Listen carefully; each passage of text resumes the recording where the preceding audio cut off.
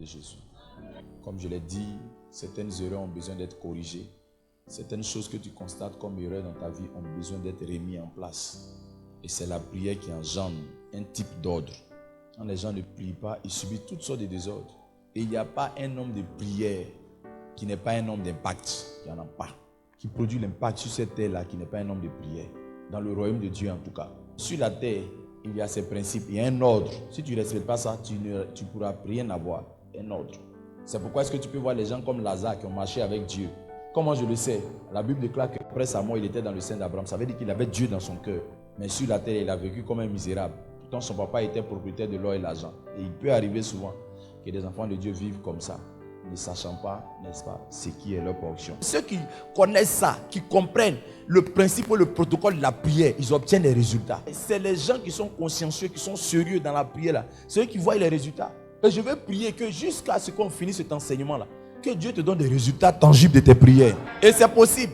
Dans les vraies églises, ce n'est pas seulement le pasteur qui est exaucé. Parce que souvent on a comme l'impression que c'est le pasteur qui est détenteur des miracles. C'est faux. Les vraies églises bibliques de Dieu là, tout le monde, les gens simples, ils font des grandes choses et des exploits avec Dieu. Parce qu'ils ont appris à être intimes, à s'approcher de Dieu, à connaître Dieu. Et c'est ça l'objet de la prière. La prière d'abord cherche le cœur de Dieu avant d'avoir sa main. Jésus donnait une formule, un protocole à suivre. Notre Père qui es aux cieux, que ton nom soit sanctifié. Que ton nom soit sanctifié, ça parle de l'adoration. Quand tu commences à prier et puis tu adores Dieu là, ça te donne de voir Dieu tel qu'il est. Et quand tu dis que ton nom soit sanctifié là, ça t'aide à voir Dieu tel qu'il est. En fait, tu ne lèves pas quand tu dis Seigneur, je te lève, je te bénis, nous te couronnons. Toi, tu peux couronner Dieu, tu peux couronner Jésus.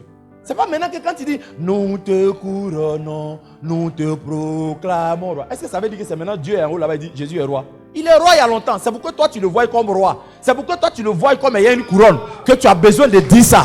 Quand tu dis par exemple Seigneur, tu es plus précieux que l'or. Quand tu dis ça là, même quand tu es un problème, parce que tu dis il est plus précieux que l'or. Ça fait que tu le vois plus important que tes besoins de l'or ou bien de l'argent. En fait c'est lui. Ça t'aide à le voir tel qu'il est. Toi-même là tu as besoin de le voir grand. Parce que si tu le vois grand, devant quelque chose, attends, écoute. Cette prière là, de notre Père là, il y a 6 axes dedans. Mais les 3 premiers axes sont pour Dieu. Et les 3 derniers axes là, c'est pour nous-mêmes. Maintenant, regardez les axes, maintenant la prière. Que ton nom soit sanctifié, que ton règne vienne, que ta volonté soit faite sur la terre. Maintenant, après ça, vous allez voir. Donne-nous notre pain quotidien. Pardonne-nous nos offenses, comme nous pardonnons aussi à ceux qui nous ont offensés. Et puis 3, délivre-nous du mal. Avant que nous puissions adresser nos attentes là, il faudrait d'abord qu'ils soient contents. Demandez à toutes les femmes qui sont sages, qui sont intelligentes. Je ne parle pas des femmes insensées. Une femme intelligente, quand elle doit poser une demande à son mari, elle touche d'abord son cœur, elle cherche à réjouir d'abord son cœur. Quand il est content, elle met la demande en bas. Elle passe le pion comme ça, elle a préparé ton truc. Elle dit, viens, tu es où? Tu es où? Il a préparé le truc, il faut bien manger. Puis tu vois, sur lui, elle envoie l'eau, elle envoie le truc, elle envoie. Il y a quelque chose, elle va demander après. Et effectivement, c'est ce qui touche, mais les gens ne savent pas. Dieu n'est même pas encore content, il n'est pas encore réjoui. Tu n'as encore rien fait de bon. Et puis le diable te dit, non, hey, tu as vu, non, tu dois demander vite. Fais vite, fais vite, fais vite, fais vite. Et puis tu fonces dedans. Quand tu fonces là, poteau. Il faut apprendre à parler à une personne importante. Même nous qui sommes papas. Souvent quand les enfants viennent là, et puis ils disent des choses. Papa, le Père des Pères. Même vous allez voir tous ceux qui ont obtenu des réponses à leur prière. Vous allez remarquer ça. Esther chapitre 5 nous prouve la relation de l'épouse avec l'époux. N'oubliez pas que l'église est l'épouse de Jésus. Elle est l'épouse de Christ. Esther était l'épouse de Ahasuerus. Elle avait une demande. La Bible dit, lorsque le roi vit la reine Esther debout devant la cour, elle trouva grâce à ses yeux. Et le roi tendit à Esther le sabre d'or qu'il tenait à la main. Esther s'approcha et toucha le bout du sceptre. La Bible dit, le roi lui dit, qu'as-tu, reine Esther? Et que demandes-tu? Quand ce sera la moitié du royaume, elle te sera donnée. Ça veut dire, Esther avait déjà la faveur. Mais elle sait que même quand le roi a demandé ça, il y a des choses qu'il faut faire d'abord, avant. Oui, il faut que son cœur soit touché. Et le cœur était déjà touché parce qu'elle a jeûné. Mais le fait qu'elle ait jeûné d'abord, elle dit c'est pas suffisant. Elle le savait que d'abord il doit être content. Sinon, même là, malgré qu'il a dit ça, il allait refuser.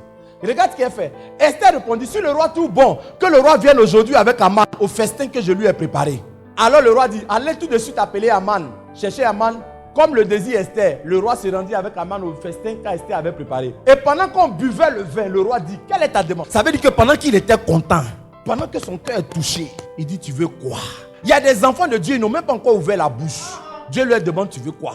La Bible dit que quand Salomon a fini de faire quelque chose, a fait 1000 holocaustes, Dieu est tellement touché, il dit, mon fils, tu veux quoi? Est-ce que tu peux rentrer dans la présence de Dieu et dire, mon fils, il y a quoi aujourd'hui là? Tu veux quoi? Tu veux quoi? Ils n'ont pas réjoui le cœur de Dieu et puis ils veulent demander à Dieu. Ça ne se fait pas. C'est pourquoi il dit cette année-là, il faut demander grand. Il ne faut pas demander les petites choses. Pour que tu saches que c'est Dieu qui a fait. Il y a des choses souvent on demande à Dieu là. Ton oncle peut faire. Ou même tu sais que Dieu peut passer par des gens. Il faut demander des choses que des hommes ne peuvent pas faire. Mais tu vois au supermarché les enfants. Petit jouet comme ça c'est 400 000. Papa c'est ce qu'il veut. Les enfants là ils voient leur papa grand. Il n'y a pas un enfant qui voit son papa petit. Son papa même là il n'y a pas 2000 sur Wave. Il dit papa il veut vélo. Tous son jeton là c'est ça ils sont en train de manger gaba là. Papa il veut vélo. Tous les enfants voient leur papa grand.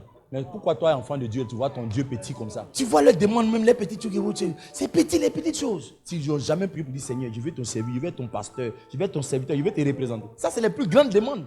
Matthieu chapitre 4 nous révèle que quand le règne de Dieu est là, 4 verset 17, quand le règne de Dieu est là, il y a la repentance. Quand le règne de Dieu descend dans une église, dans un pays, dans un environnement, les gens changent de vie. Quand le règne de Dieu vient, parce qu'il dit quand le règne est là, dans plusieurs versions, ça prouve, n'est-ce pas, que c'est le royaume. Quand le royaume de Dieu descend, les gens changent de vie, les gens se répandent. La volonté de Dieu c'est quoi? Il dit que la volonté de Dieu c'est quoi? 2 Pierre chapitre 3 verset 9 dit, la volonté de Dieu c'est qu'aucun homme se perde et qu'il parvienne à la repentance. Quand le règne de Dieu est là, les pauvres deviennent riches. Luc chapitre 4 verset 18 nous révèle, quand le règne de Dieu est là, Jésus a dit il est venu pour que les pauvres soient riches. Quand le règne de Dieu est là, Luc chapitre 11 nous révèle de façon claire, quand le règne de Dieu est là, les démons sont chassés, les vies sont libérées, les gens sont en joie, les familles sont libérées. C'est ça le règne de Dieu. Il dit il faut faire, il faut prier. Quand tu pries là, il faut demander ça d'abord. Tant que ça n'est pas là, c'est ce qui fait que Dieu est content. Ouais. Il dit mais si c'est par le doigt de Dieu que je chasse les démons, le royaume de Dieu est donc venu vers vous. Le royaume de Dieu là, c'est quand les démons, les esprits sont chassés. Un enfant de Dieu qui veut toucher le cœur de Dieu avec ses prières ne doit pas commencer d'abord par ses besoins. Donne-nous notre pain de quotidien. Il doit commencer à prier pour demander le règne, le royaume de Dieu. Que le royaume de Dieu descende. Le plus important, ce n'est pas d'avoir le sentiment que tu as prié, c'est d'avoir l'exaucement à la prière. Job chapitre 42 verset 10. À quel moment Job, la Bible dit, l'Éternel rétablit Job dans son premier état. Quand Job a prié pour qui? Quand Job a prié pour qui? Il n'a pas prié pour lui-même. Et puis Dieu lui a accordé le doux. Quand il a prié pour qui? Pour ses amis. Genèse chapitre 20, Abraham priait pour des femmes qui étaient stériles. Il a prié pour quelqu'un qui était stérile. Ils ont accouché alors que lui-même, sa femme était stérile. Le problème souvent, le diable te dit que tant que ton problème n'est pas réglé, ne t'occupe pas des autres. Mais pourtant, c'est ça le piège, c'est ce qui fait que ça ne bouge pas. Avant que ton problème soit réglé, Dieu veut t'utiliser pour régler celui des autres.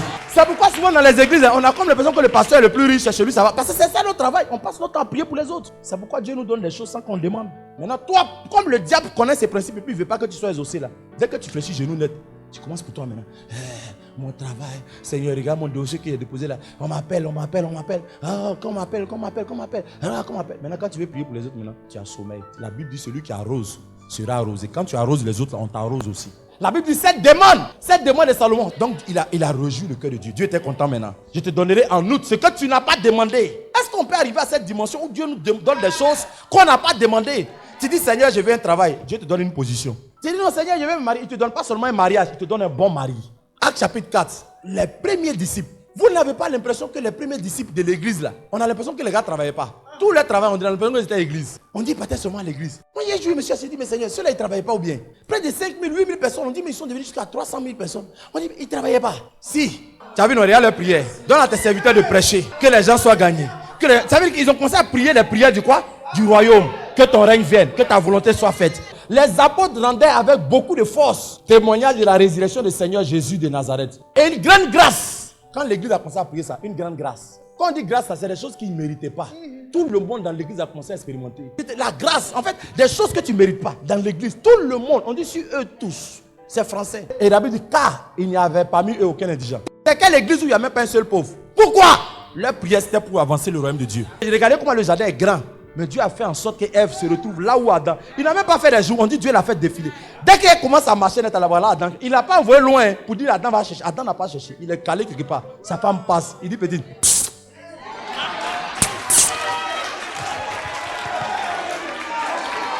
Elle aussi a fait ça. On ne parle pas, il n'y a pas de breakage. Adam n'a pas breaké pour dire non, c'est comment il faut prier pour accepter. Il n'y a pas tout ça. Le gars, Dieu est content de lui. Tu fais pas mal. Le diable te distrait avec des inquiétudes, avec des choses. Oh, et puis tu es concentré. C'est pourquoi il n'y en a pas. Je n'ai pas dit seulement que la prédication c'est le seul travail. Non, tu peux faire beaucoup de choses, même si tu ne prêches pas. Prier pour l'avancement de Dieu. C'est ça les prières qui font avancer le règne, établir le règne de Dieu. La volonté de Dieu. Tu peux être chez toi à la maison, tu travailles, tu n'as pas le temps. Prier pour que les choses avancent. C'est temps de prière. On doit prier pour nos voisins qui nous écoutent, qui nous entendent. Souvent on les dérange avec le son. Mais on doit prier pour que Dieu les bénisse. Que la grâce de Dieu soit sur eux, la faveur de Dieu soit dans leur travail, tout ce qui touche. Mais dis Seigneur, je vais être cette personne. Au nom de Jésus de Nazareth. Merci parce que tu le fais pour chaque personne. Au nom de Jésus. Amen. Est-ce qu'on peut acclamer fortement le Seigneur?